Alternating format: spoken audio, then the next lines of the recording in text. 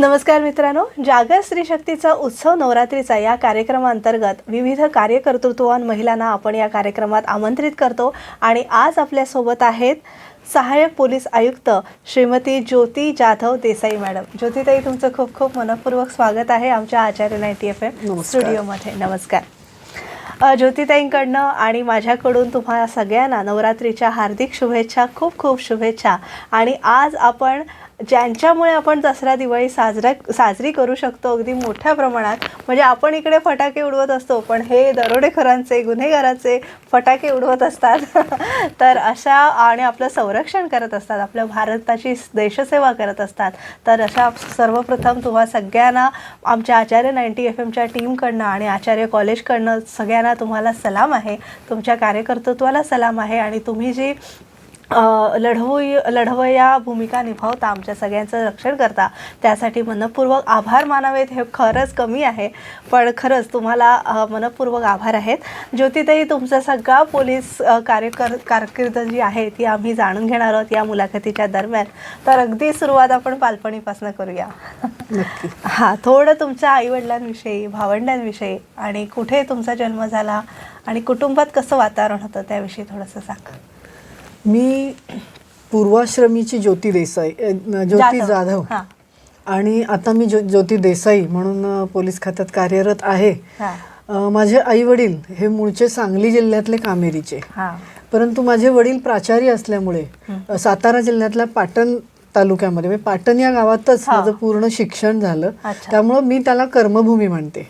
माझी कर्मभूमी आहे ती पाटण आहे आणि त्या ठिकाणी मी ग्रॅज्युएशन माझं पूर्ण केलं.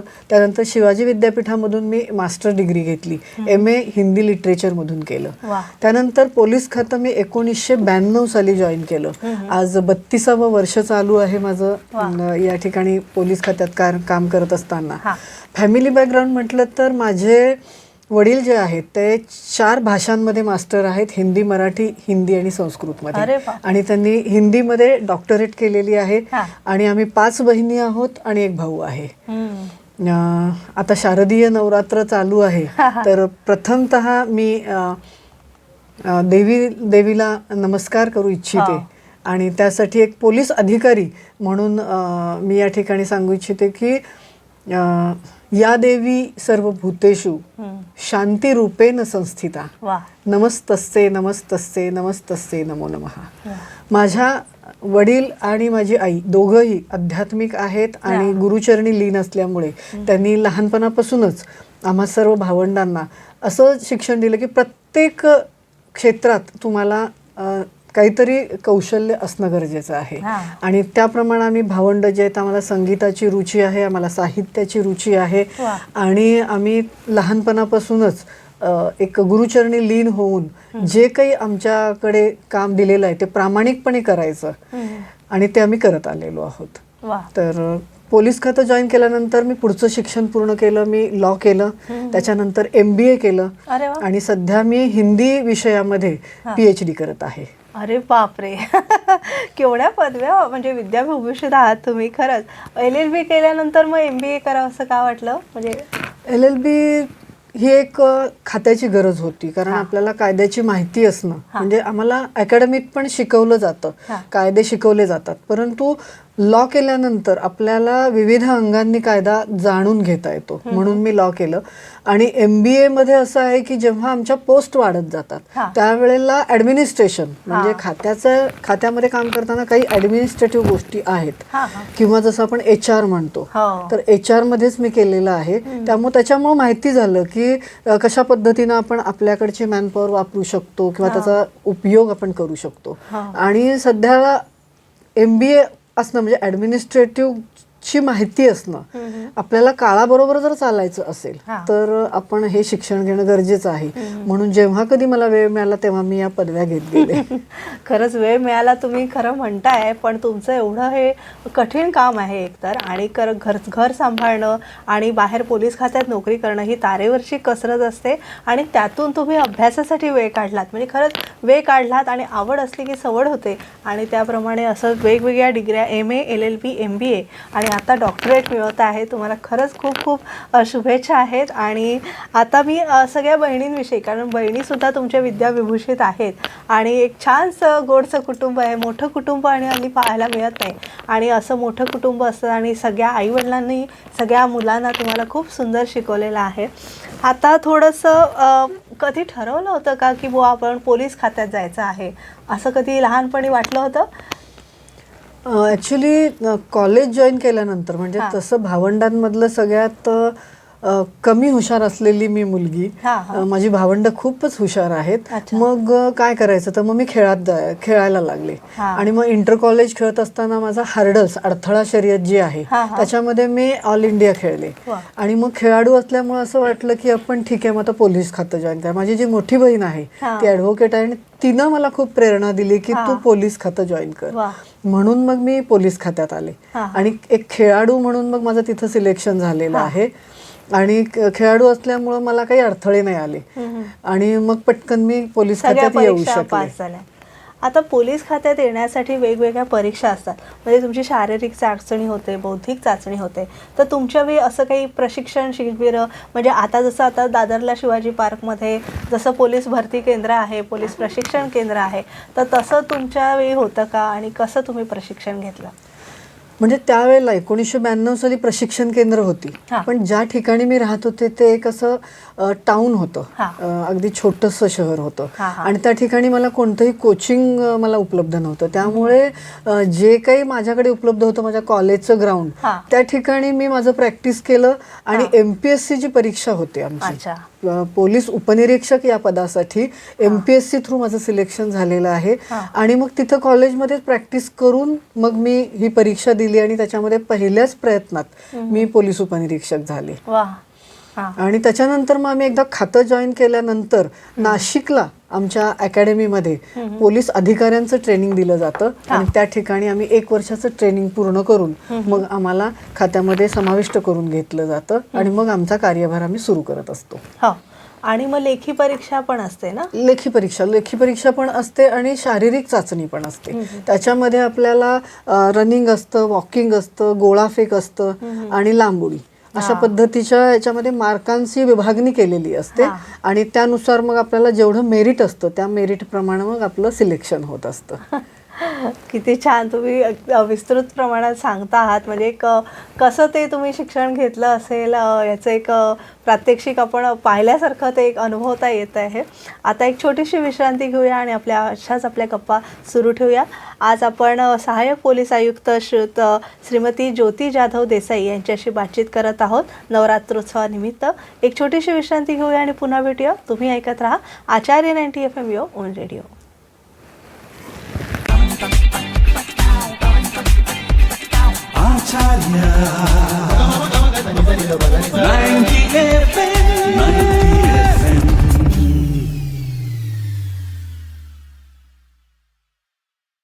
नंतर तुम्हा सगळ्यांचं पुन्हा एकदा स्वागत. तुम्ही ऐकत आहात आचार्य 90 FM यो ऑन रेडिओ आणि आपण जागर स्त्री शक्तीचा उत्सव नवरात्रीचा या कार्यक्रमाअंतर्गत आज सहाय्यक पोलीस आयुक्त श्रीमती ज्योती जाधव देसाई यांच्याशी बातचीत करत आहोत.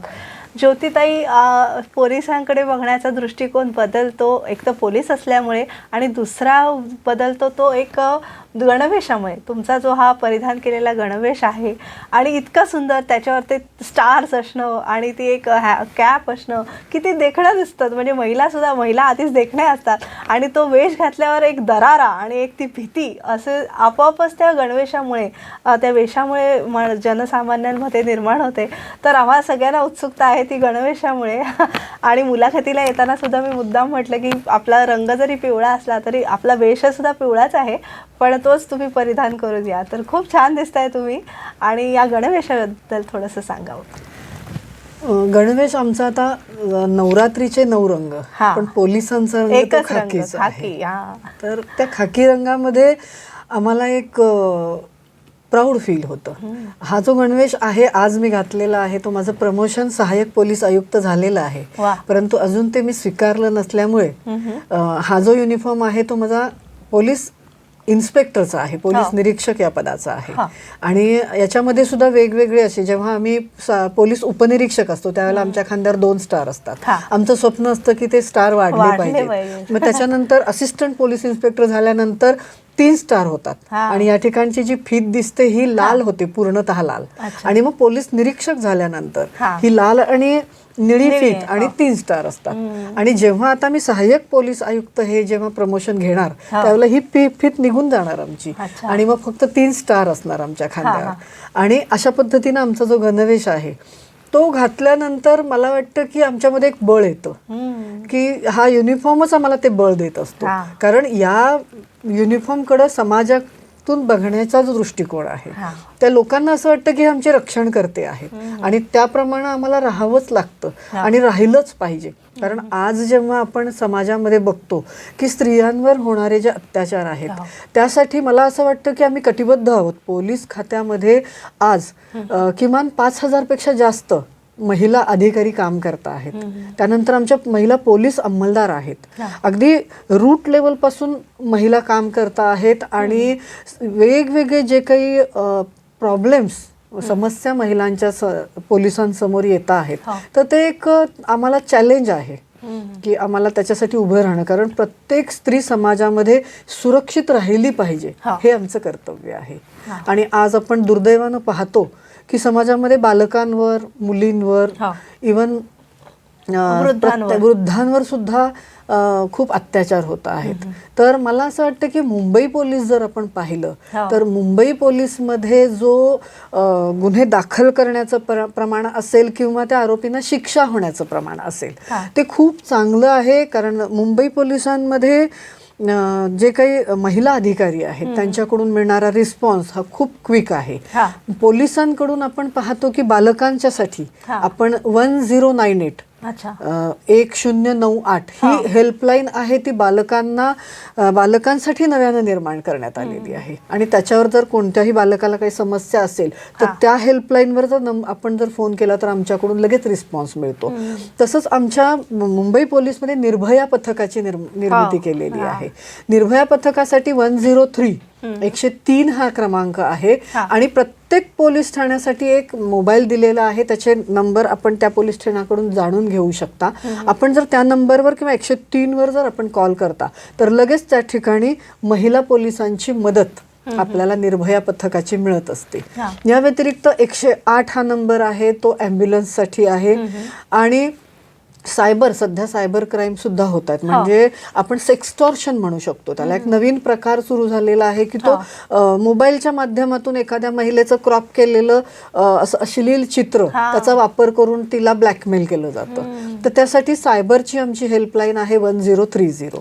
तर या हेल्पलाईनच्या मदतीनं मी आपल्याला सांगू इच्छिते की जेव्हा कधी आपल्याला आवश्यकता लागेल तर या हेल्पलाईनचा जरूर आपण उपयोग करा. की त्या ठिकाणी आम्ही अगदी 6 ते 7 मिनिटात आमच्या गाड्या पोहोचत असतात आणि तत्पर आम्ही सेवा देत असतो. आणि आपल्याला जे काही समस्या आहेत त्याचं आम्ही निराकरण करत असतो. हो, नक्कीच. आणि आता मी तुम्हाला म्हणेन जसं तुमचं स्टार्स बदलतात तशी जबाबदारीही बदलते, म्हणजे वाढत जाते. जसं की 2 स्टार आले की 3 स्टार आले की जशी जबाबदारी वाढते तर स्टार्स जसे वाढतात तसं जबाबदारी, म्हणजे तुम्ही उपनिरीक्षक वरनं निरीक्षक आणि मग म्हणजे सिनियर पोलीस इन्स्पेक्टर ACP, तर ती जी पदं आहेत त्यांचा कारभार काय असतो त्याविषयी थोडंसं डिटेलमध्ये सांगा. पोलीस उपनिरीक्षक म्हणून जेव्हा आम्ही होतो त्यावेळेला आम्हाला ठाणे अंमलदार म्हणजे पोलीस ठाण्यामध्ये प्रत्येक दिवसाला आणि रात्रीला 12-12 तासासाठी अधिकाऱ्यांची नेमणूक केली जाते. आणि आम्ही तो ठाणे अंमलदार असतो. ठाणे अंमलदारमध्ये 8 वाजल्यापासून सकाळी संध्याकाळी 8 वाजेपर्यंत माझ्याकडे येणाऱ्या प्रत्येक पोलीस स्टेशनच्या तक्रारी ज्या असतात त्या मला नोंद करून घ्याव्या लागतात. आणि मग त्या गुन्ह्यांची नोंद करणं, त्यासाठी न्यायालयामध्ये जाणं, त्या आरोपींना न्यायालयामध्ये प्रोड्यूस करणं, ह्या सगळ्या जबाबदाऱ्या असतात. आणि त्यासोबत म्हणजे आम्ही बंदोबस्त करत असतो, त्याच्यानंतर ठाणे अंमलदार म्हणून कर्तव्य करत असतो, कोर्टामध्ये जाणं असतं त्याच्यातच, अशा विविध जबाबदाऱ्या आहेत. त्याच्यानंतर इन्स्पेक्टर झाल्यानंतर आमची जबाबदारी काय आहे तर जे गंभीर गुन्हे आहेत त्या गुन्ह्यांचा तपास आम्हाला दिला जातो आणि मग त्याचा आम्ही तपास करत असतो. आणि 10 वर्ष पूर्ण मुंबईमध्ये जेव्हा 10 वर्ष आमची पोलीस निरीक्षक म्हणून पूर्ण होतात त्यावेळेला आम्हाला त्या एखाद्या पोलीस स्टेशनला आम्हाला वरिष्ठ पोलीस निरीक्षक म्हणून नेमलं जातं.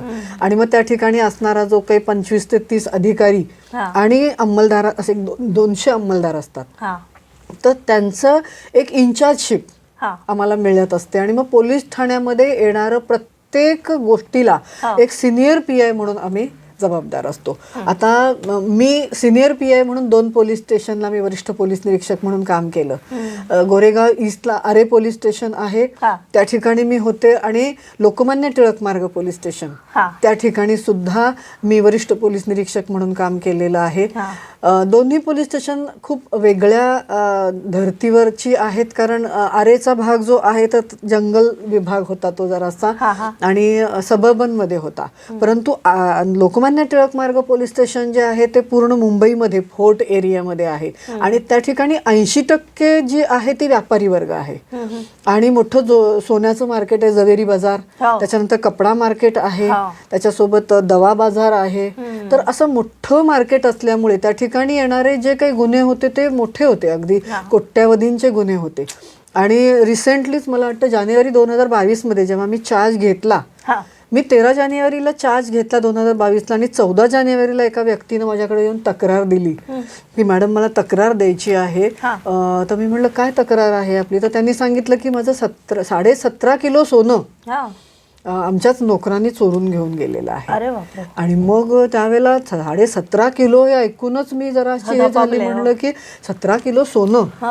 आणि मग त्यानंतर लगेच आमच्या वरिष्ठ अधिकाऱ्यांना त्याबद्दल माहिती देऊन लगेच आम्ही आमच्या वेगवेगळ्या टीम निर्माण केल्या कारण हे जे त्यांचे नोकर होते ते राजस्थानचे होते आणि मग त्याच ठिकाणी ते गेले असावेत म्हणून मग त्याच्याप्रमाणे आमचा तांत्रिक तपास सुरू झाला. आणि मग आम्ही त्यांचं लोकेशन वगैरे घेऊन आम्ही त्यांच्या मागावर आमच्या जवळजवळ 8 टीम जवळजवळ आमच्या 15 दिवस आमच्या राजस्थानमध्ये होत्या. आणि मी अभिमानानं सांगू इच्छिते की त्या 17.5 किलो मधलं आम्ही जवळजवळ 15.5 किलो सोनं आम्ही त्याच्यामध्ये रिकव्हर केलं, जप्त केलं आणि 11 आरोपींना आम्ही त्या ठिकाणी अटक केलेली आहे. तर हा अनुभव जो होता तो खूपच सुंदर होता माझ्यासाठी कारण एक मोठं चॅलेंज होतं पोलिसांना ते की 17 किलो घेऊन हे जातात, मग पोलीस काय करत होते. आणि मग पोलिसांनी ते दाखवलं की आमचा गुन्हा जवळजवळ 3ऱ्या दिवशीच आम्हाला 9 किलो सोनं मिळालं होतं, अगदी जमिनीमध्ये गाडून ठेवलेलं. आमच्या अधिकाऱ्यांनी ते खणून काढलं. तर अशा पद्धतीनं त्यानंतर एकदा 32 लाख रुपयांची कॅश, कारण आपण बघतो की ते जवेरी बाजार आणि त्या ठिकाणी भरपूर कॅशचे व्यवहार होत असतात, तर 32 लाख रुपयांची बॅग अशीच त्यांच्याकडून हिसकावून घेऊन गेले होते. तर 5 तासांच्या आतमध्ये माझ्या अधिकाऱ्यांनी तो गुन्हा ओपन केलेला होता. तर जेव्हा असे काही मोठे गुन्हे दाखल होतात त्यावेळेला पोलिसांना ते एक चॅलेंज असतं की तुम्हाला कोणत्या पद्धतीनं ताबडतोब ते आरोपी पकडता येतील. आणि लोकमान्य टिळक मार्ग पोलीस स्टेशनला मला असे खूपच अनुभव आले. आणि ते पोलीस स्टेशन आणि महिला अधिकारी म्हणून प्रथमतः त्या पोलीस स्टेशनला महिला म्हणून मला दिलं गेलं. माननीय पोलीस आयुक्त सर जे आहेत त्यांनी माझ्यावर जो विश्वास ठेवला, तर मला असं प्रत्येक वेळेला वाटायचं की नाही, महिला म्हणून माझी ती जबाबदारी आहे की कधीच या पोलीस स्टेशनला महिला अधिकारी दिली गेली नव्हती पूर्वी. आणि जर आज मला दिलं आहे तर मला ते सिद्ध करावं लागेल की आम्ही महिला कुठेही कमी नाही आहोत, आम्हाला प्रत्येक काम त्याच जबाबदारीनं करायचं आहे. आणि आपण बघतो आहोत की महिलांनी सर्व क्षेत्र पादाक्रांत केलेली आहेत आणि आपण त्याच एका गंभीरतेनं काम करत असतो. म्हणजे आपल्याला दिलेलं काम जे आहे ते आपण त्या गांभीर्यानं केलं पाहिजे आणि ते माझ्याकडून झालं पाहिजे. ही एक जबाबदारी महिलेमध्ये असते, कुटुंबाची जबाबदारी असते, त्यासोबत आपल्याकडं काम असतं, मुलांचं भरण पोषण आणि त्यांना निर्माण करणं हे सुद्धा असतं. तर प्रत्येक ठिकाणी कसरत करत असताना सुद्धा एक ती जाणीव असते की नाही, माझ्यावर जो काही भरोसा ठेवलेला आहे त्याला आपण सार्थ ठरलो पाहिजे. म्हणून मग ती आपली कसरत आपण करत असतो. आणि मग जेव्हा आपण ती ऊर्जा ज्या वेळेला आपण तिथे वापरतो त्यावेळेला मला असं वाटतं की आपल्याला ते यश मिळत असतं. वा, खरंच. आणि खरंच तुमची ही सगळी मेहनत आहे आणि पराकोटीचे कष्ट आहेत या पोलीस भरती होण्यासाठी आणि सगळं सेवा देण्यासाठी. एक छोटीशी विश्रांती घेऊया आणि पुन्हा आपली ही रंगलेली चर्चा अशीच चालू ठेवूया. तुम्ही ऐकत राहा आचार्य 90 FM नवरात्र विशेष कार्यक्रम. आपण बातचीत करत आहोत सहाय्यक पोलीस आयुक्त ज्योती जाधव देसाई यांच्यासोबत.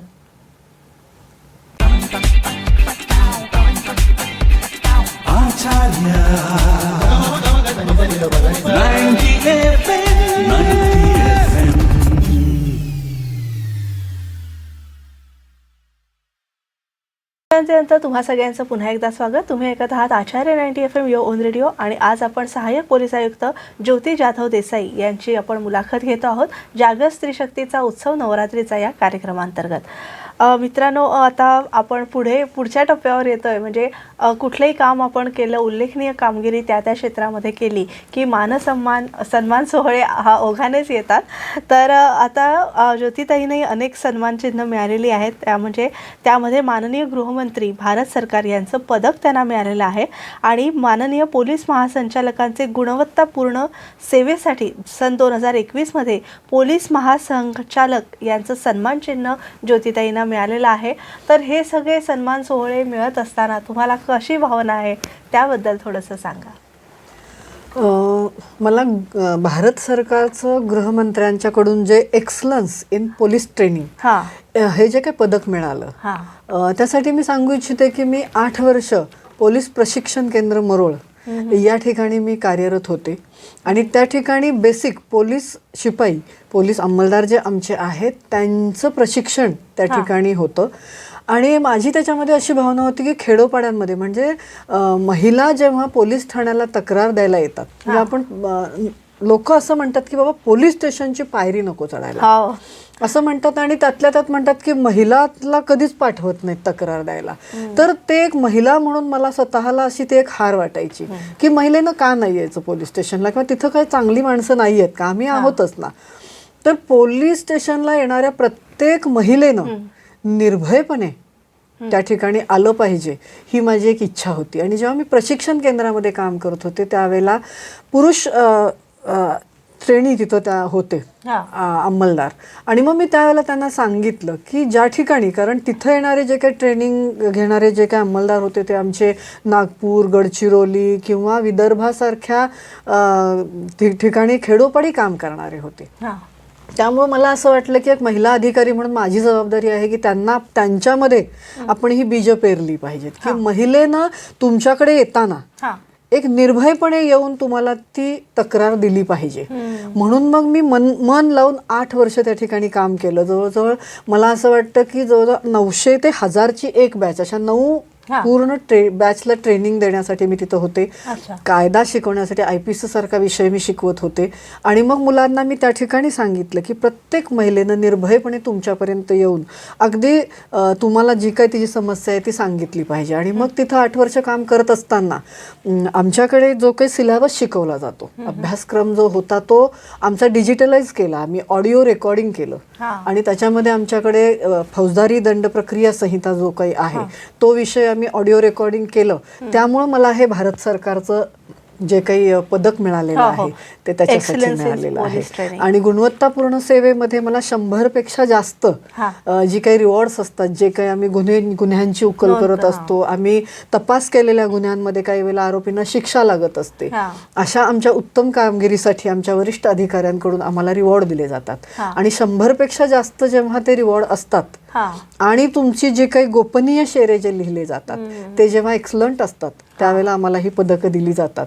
तर आजपर्यंत आता 32 वर्षाच्या सेवेमध्ये मला ही 140पेक्षा जास्त रिवॉर्ड आहेत आणि ही 2 पदकं आहेत. कारण मला असं वाटतं की आमच्या युनिफॉर्ममध्ये आपण बघतो की आता शारदीय नवरात्र चालले आणि महिला दागिने घालून वगैरे फिरतात, पण आमच्यासाठी हेच दागिने आहेत. हा युनिफॉर्मवर आमची ही पदकं जी आहेत तेच आमचे दागिने आहेत. आणि ते घातल्यानंतर म्हणजे आमच्याकडे बघितलं जातं तर छातीवर पदकं किती आहेत हे बघितलं जातं. त्यामुळे आम्ही ते अगदी अभिमानानं ते दागिने म्हणून आम्ही ते घालत असतो. खूप सुंदर आणि खूप अभिनंदन. आणि प्रमोशन मिळालंय त्याबद्दलही अभिनंदन आणि ही सगळी पदकं मिळाली आहेत त्याबद्दलही अभिनंदन. आता ज्योतिताई, मी तुम्हाला असं विचारेन की थोडंसं आपण भावनिक असतो, स्त्रिया सगळ्या भावनिक असतो. कुठला गुन्हेगार कधी आपल्यावर हल्ला करेल एक थोडीशी मनात भीती असते. शिवाय आपल्याला मुलांची पण काळजी घ्यायची असते, आपले सासू सासरे, आई वडील, नवरा ह्यांची पण काळजी. तेव्हा कधी तुमच्या मनात असं आलं का की कुठल्या गुन्हेगाराने आपल्याला त्रास दिला तर आपलं कसं होईल वगैरे, अशी काही भावना आली कधी? असं नाही वाटलं कधी. म्हणजे अगदी सांगावं तर कधी आपण जर मग त्या चोरांना भेटलो, कारण सदरक्षणाय खलनिग्रहणाय ही जे आमचं ब्रीदवाक्य आहे, सज्जनांचं संरक्षण करणं, रक्षण करणं आणि जे काही असे कुप्रवृत्तीचे लोक आहेत त्यांचं निर्दालन आपण करायला पाहिजे. आणि हे जे ब्रीदवाक्य आहे त्या ब्रीदवाक्यासोबत आम्ही जगत असतो. त्यामुळं समोरचा व्यक्ती जो आहे तो त्याची कुकर्म आहेत, त्यानं गुन्हा केलेला आहे, त्यामुळे तो आपल्याला काय करणार आहे हा जो काही विश्वास आहे तो घेऊनच आम्ही काम करत असतो. म्हणून मला असं वाटतं की आम्ही निर्भयपणे अगदी काम करत आलो आहोत. असतात खूप असे वाईट प्रवृत्तीचे लोक असतात, आम्हाला भेटतात, परंतु त्यांना घाबरून जाऊन चालणार नाही. आणि आम्हीच जर घाबरलो तर मग पुन्हा ते आणखी बळ येऊन काम करू शकतात. म्हणून महिला म्हणून कधीही आम्ही असं घाबरून काम केलं नाही आणि त्यांना कधी घाबरायची वेळ आली नाही. म्हणजे खूप मोठमोठे गुन्हेगार पकडले, परंतु कधीही मनात भीती वाटली नाही की कधी हा मला त्रास देईल का. अच्छा. आणि आता गुन्हेगारीचं क्षेत्र कसं आहे? म्हणजे पूर्वी थोडी गुन्हेगारी कमी प्रमाणात होती आणि आता वाढलेली आहे, असं काही तफावत तुम्हाला जाणवते का? किंवा आपण म्हणू गुन्हेगारी काल, आज आणि उद्या, तर ते त्याच्याकडे तुम्ही कसं पाहाल? गुन्हेगारी पूर्वीच्या काळात जे होतं ते आपण पाहत होतो की महिलांवर बलात्कारासारखे गुन्हे दाखल झाले, परंतु दुर्दैवानं आपल्याला पोक्सोसारखा नवीन कायदा म्हणजे बालकांवर होणारे लैंगिक अत्याचार जे आहेत, मग त्याच्यामध्ये महिलाच नाही, त्याच्यामध्ये छोटी बालकं जी मुलं आहेत, मुलगे आणि मुली यांच्यावर जेव्हा अत्याचार होतो तर दुर्दैवानं आपल्याला तो कायदाही निर्माण करावा लागलेला आहे. तर पोक्सो सारखा कायदा आहे. त्यानंतर महिलांचं कामाच्या ठिकाणी होणारं लैंगिक शोषण जे आहे, कारण महिला घरातून बाहेर पडलेली आहे आणि ज्या ठिकाणी ती काम करते त्या ठिकाणी ती सुद्धा संरक्षित राहिली पाहिजे. पूर्वीच्या काळात माननीय सर्वोच्च न्यायालयाच्या एक समिती निर्माण करायला सांगितली होती आदेशानं की विशाखा कमिटी आपण हे करत होतो, प्रत्येक कार्यालयामध्ये ती कार्यरत होती, परंतु आता त्याचं रूपांतर कायद्यामध्ये झालेलं आहे. म्हणजे पूर्वीच्या काळी आणि आताच्या काळी जर आपण बघितलं तर त्याला IPC मध्ये असलेले जे काही 354 विनयभंगासाठीचा गुन्हा होता किंवा बलात्काराचे गुन्हे होत होते, परंतु आत्ता या कायद्यांमध्ये सुद्धा आपल्याला सुधारणा करावी लागलेली आहे. म्हणजे जेव्हा आपण काळानुरूप बघतो आहोत की सोशल मीडिया किंवा आपल्याकडे मोबाईल आलेला आहे, प्रत्येकाकडेच आता कॅमेरा आहे, त्यामुळे काही जरी झालं तर तो ते चित्रित करतो आणि मग गुन्ह्यांचं स्वरूपही वाढलेलं आहे. म्हणजे एखादा पुरुष जेव्हा एखाद्या महिलेकडे वाईट नजरेनं बघतो, तिला स्पर्श करतो, तिच्याशी लैंगिक भावनेतून बोलतो आणि त्यानंतर मग ती एखादी कृती करत असताना तिला पिक्चराइज करतो किंवा तिच्या एका फोटोचा वापर करून तो त्याचा अश्लील म्हणजे त्याचा टेक्नॉलॉजीच्या मदतीनं तो अश्लील करतो. अशा वेळेला मग ह्या वेगवेगळ्या कायद्यांचा आता आपण वापर करतो आहोत आणि आपण बघतो की सायबर गुन्हेगारी वाढलेली आहे. म्हणजे पूर्वीचे आणि याच्यामध्ये खूप फरक पडलेला आहे आणि सध्याच्या स्थितीमध्ये पोलिसांना सायबर क्राईम हे एक मोठं चॅलेंज आहे. कारण कोणाकडे ती प्रत्येक माणसाला टेक्नॉलॉजी माहीत आहे आणि एखाद्या महिलेला ब्लॅकमेल करायचं असेल तर तो तिचा फोटो काढतो आणि मग त्याचं क्रॉप केलं जातं आणि मग ते अश्लील फोटो दाखवून तिला ब्लॅकमेल. आणि असं होतं की जेव्हा एखाद्या महिलेच्या शीलावर आघात होतो त्यावेळेला ती घाबरते आणि मग त्याच्यामुळं ती बट नॅचरल ती त्या कुठल्याही मागणीला बळी पडते आणि अशा प्रकारचे खूप गुन्हे आमच्याकडे येऊ लागलेले आहेत.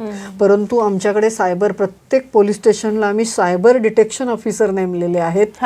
आमचा सायबर सेल जो आहे हा सुद्धा खूप सक्षम आहे आणि अशा पद्धतीचे गुन्हे आमच्याकडे आता मुंबई पोलीसमध्ये बघितलं तर अगदी हाताच्या बोटावर मोजण्या इतके गुन्हे आमचे डिटेक्ट झालेले नाही आहेत, परंतु आम्ही सगळे गुन्हे जवळजवळ 90% जास्त आम्ही हे गुन्हे उघड करत आहोत. आणि अशा पद्धतीनं टेक्नॉलॉजीची जशी तंत्रज्ञान वाढतं आहे तसंच पोलीस खात्यामध्ये सुद्धा विविध प्रशिक्षण पोलीस अधिकाऱ्यांना दिली जातात आणि ती ट्रेनिंग घेतल्यानंतर असे गुन्हे कसे उघड करायचे यासाठी आम्ही प्रशिक्षित केलेलं आहे आम्हाला. त्यामुळं मी सांगू इच्छिते की आमच्याकडे जेव्हा अशा पद्धतीचे गुन्हे दाखल होतात त्याला जर मुंबई पोलिस जर आपण रेशो बघितला तर 95% गुन्हे आमचे ओपन आहेत.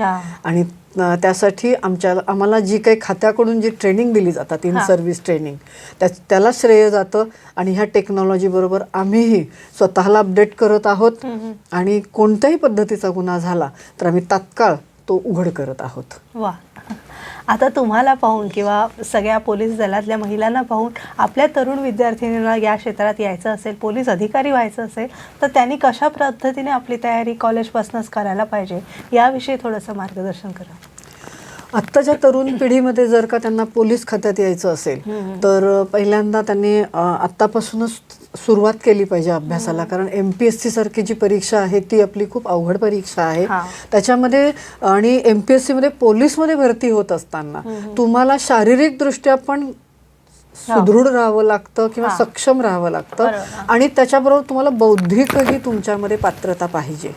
आज आपण बघतो की मुलींमध्ये स्लिम असतात, भरपूर मुली अगदी डाएट करतात आणि खूप स्लिम राहतात. तर मी सांगेन की स्लिम राहायची गरज नाहीये, आपण सुदृढ असणं गरजेचं आहे. कारण आमच्या इकडे ट्रेनिंगला जेव्हा महिला अंमलदार येतात त्यावेळेला, आता मी ट्रेनिंग सेंटरला होते तर आम्ही त्यांना शेंगदाण्याचे लाडू द्यायचो. का तर त्यांच्यामध्ये हिमोग्लोबिन कमी असायचं. तर मला सांगायला वाटतं मुलींना या की तुम्ही खाऊन पिऊन खूप व्यवस्थित राहिलं पाहिजे. कारण ताकद महत्वाची आहे. कारण आपण कोणत्याही क्षेत्रात जा, पोलीस खात्यामध्ये तर तुम्हाला 12 तासाची ड्युटी आहे, 24 तास बंदोबस्त आहे आणि इतकं टेन्शन आहे, तिथं तर तुम्हाला सक्षम राहावंच लागतं. परंतु महिला म्हणून जेव्हा आपण कोणतंही काम स्वीकारतो त्याला आपली घरची जबाबदारी, त्यानंतर ऑफिसची जबाबदारी, घरातल्या लोकांचं आजारपण किंवा काय, हे सगळ्याला जर आपल्याला तोंड द्यायचं असेल तर आपण सुदृढ असणं गरजेचं आहे. त्यामुळं आपण कृश न राहता आपण सुदृढ ज्या काही चांगल्या गोष्टी आहेत त्या आपण खाऊन स्वतःला सक्षम ठेवलं पाहिजे. आणि मग त्याच्यासोबतच आपण अभ्यास केला पाहिजे. जास्त जेवढा आपण अभ्यास करणार आहात तेव्हा आपल्याला MPSC सारख्या ज्या काही परीक्षा आहेत, UPSC आहे ज्याच्यामध्ये तुम्ही डायरेक्ट IPS अधिकारी बनू शकता. तर या परीक्षा तुम्हाला देण्यासाठी तुमचं जनरल नॉलेज जे आहे ते अपग्रेड करावं लागेल. आणि फिजिकल ज्या काही परीक्षा आपल्याला पूर्ण करायच्या आहेत त्यासाठी आपल्याला ग्राउंडमध्ये जे काही रनिंग आहे, वॉकिंग आहे, ह्याचा आत्तापासूनच प्रयत्न केला पाहिजे. म्हणजे मग आपण अगदी चांगल्या पद्धतीनं या परीक्षा पास होऊ शकतो. तर मुलींनी त्याकडे जर लक्ष दिलं किंवा सेल्फ डिफेन्स आहे किंवा आपण कुणाला घाबरणं, आपण अबला आहोत हा मनातून विचार काढून टाका. आपण सबला आहोत. आणि मला असं वाटतं की पुरुषांच्या तुलनेमध्ये महिला ही नक्कीच शारीरिकदृष्ट्या सक्षम आहे. कारण ती संपूर्ण जबाबदाऱ्या पूर्ण करून, तिचं काम, घरातलं सगळ्या जबाबदाऱ्या पूर्ण करून ती प्रत्येक गोष्टीला 100% तिचं देत असते. त्यामुळे मला असं वाटतं की मुलींनी पुढं होऊन पोलीस खात्यामध्ये यायला पाहिजे. डायरेक्ट PSI होऊ शकतात किंवा त्या डायरेक्ट IPS देखील होऊ शकतात. आणि सध्या जे काही महिलांचे गुन्हे समोर येतात त्यासाठी महिलांचं प्रमाणही आपलं वाढवत चाललेलं आहे. शासनाकडून महिलांची भरती सुद्धा 30% प्रमाणात होते आहे. तर खूप संधी आहेत या क्षेत्रामध्ये येऊन चांगलं काम करण्यासाठी. तर ह्या तरुण मुलींना मी सांगू इच्छिते की तुम्ही सुदृढ व्हा आणि त्या सुदृढ झाल्यानंतर तुम्ही पोलीस खातं जॉईन करा. आपलं स्वागत आहे. वा वा. आणि आपल्याला इतिहासच एवढा चांगला आहे. राणी लक्ष्मीबाई आहेत, जिजामाता आहेत आणि शिवाय अहिल्याबाई होळकर आहेत. असं चांगला उज्ज्वल इतिहास आपल्या भारत देशाला लाभलेला आहे. आणि आताचे तुम्ही सगळे अधिकारी ही खरंच आमची आन बान शान आहात भारत देशाची. ज्योतिताई, तुम्ही आज आमच्या आचार्य 90 FM स्टुडिओमध्ये आलात आणि जागर स्त्री शक्तीचा उत्सव नवरात्रीचा या कार्यक्रमात सहभागी झालात. त्याबद्दल मी तेजस्विनी आपले मनपूर्वक आभार व्यक्त करते. धन्यवाद. धन्यवाद. तर मित्रांनो, जागर स्त्री शक्तीचा उत्सव नवरात्रीचा या कार्यक्रमात आज आपण आमंत्रित केलं होतं सहाय्यक पोलीस आयुक्त ज्योती जाधव देसाई मॅडम यांना. आणि हा कार्यक्रम प्रायोजक केला होता बेडेकर मसाले यांनी. पुन्हा एका नवीन अतिथींसह भेटूया पुढील कार्यक्रमात. तोवर मी तेजस्विनी आपला निरोप घेते. तुम्ही ऐकत राहा आचार्य 90 FM ऑन रेडिओ. धन्यवाद.